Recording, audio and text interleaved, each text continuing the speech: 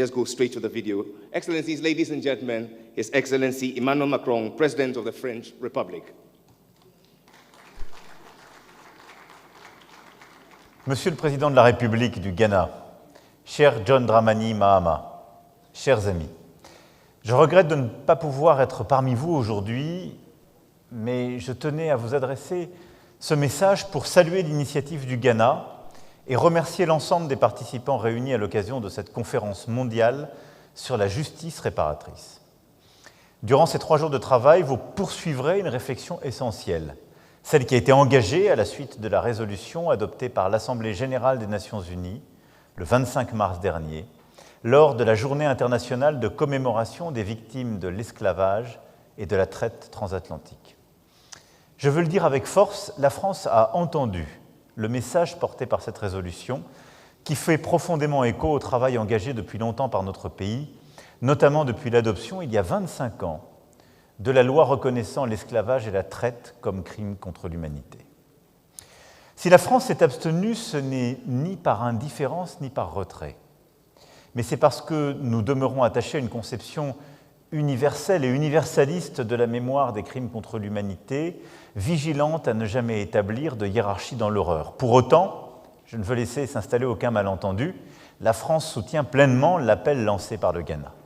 Cet appel qui consiste à établir la vérité historique dans toute sa profondeur, toute sa complexité, de faire vivre la mémoire des victimes de l'esclavage et des victimes des traites avec dignité, lucidité et fidélité.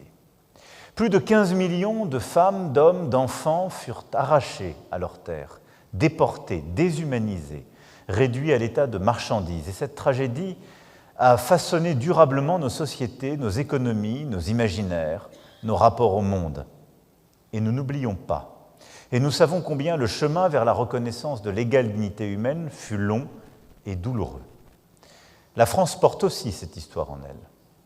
Notre pays a aboli l'esclavage une première fois pendant la Révolution française, dans le sillage de la Déclaration des droits de l'homme et du citoyen, avant qu'il ne soit rétabli quelques années plus tard, sous l'Empire, et avant de l'abolir définitivement en 1848.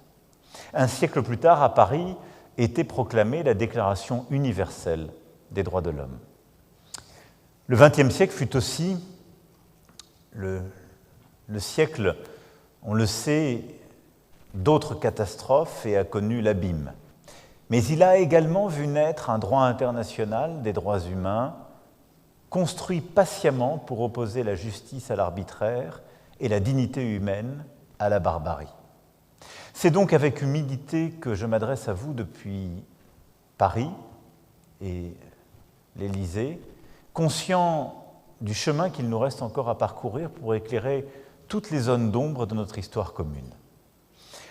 Cette histoire, elle doit être connue, on doit continuer d'y travailler, elle doit être enseignée, elle doit être transmise, et les conséquences durables des traites négrières et des économies de plantation doivent être pleinement comprises dans toutes les régions du monde qu'elles ont marquées.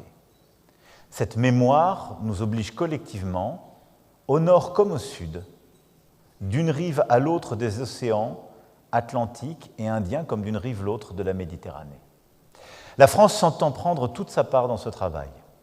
Il y a quelques jours, nous avons commémoré les 25 ans de la loi si importante que je viens de mentionner, par laquelle la France fut le premier pays au monde à reconnaître officiellement que la traite et l'esclavage perpétrés à partir du XVe siècle contre les populations africaines, amérindiennes, malgaches, indiennes, constituaient un crime contre l'humanité. Cette loi a permis l'essor d'une recherche historique exigeante. Elle a inscrit dans notre calendrier national une journée de commémoration, le 10 mai. Elle a ouvert la voie à la création de la Fondation pour la mémoire de l'esclavage.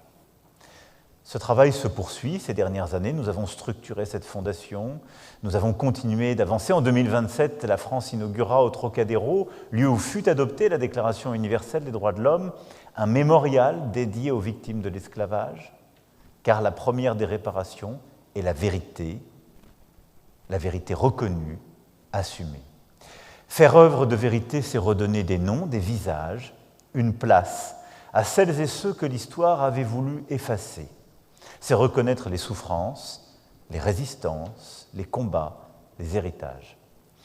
C'est le travail que nous avons engagé ces dernières années avec plusieurs de nos partenaires sur d'autres histoires postérieures, des histoires qui agitaient nos pays, qui en constituaient des traumatismes profonds. Je pense au Rwanda, je pense aussi à l'Algérie, sur la commission conjointe mixte que nous avons voulu lancer sur la colonisation. Je pense au Cameroun, sur le travail d'histoire qui a été là aussi mené par une commission commune sur la guerre d'après-décolonisation.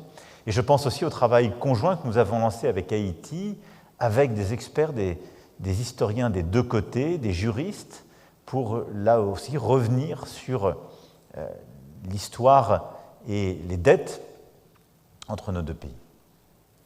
C'est également un engagement national, dans nos Outre-mer comme dans l'Hexagone, à travers les politiques de mémoire, les efforts de recherche, les réponses apportées aux conséquences contemporaines de l'esclavage et de la traite.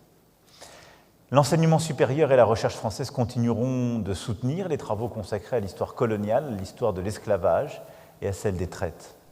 Et nous continuerons d'avancer.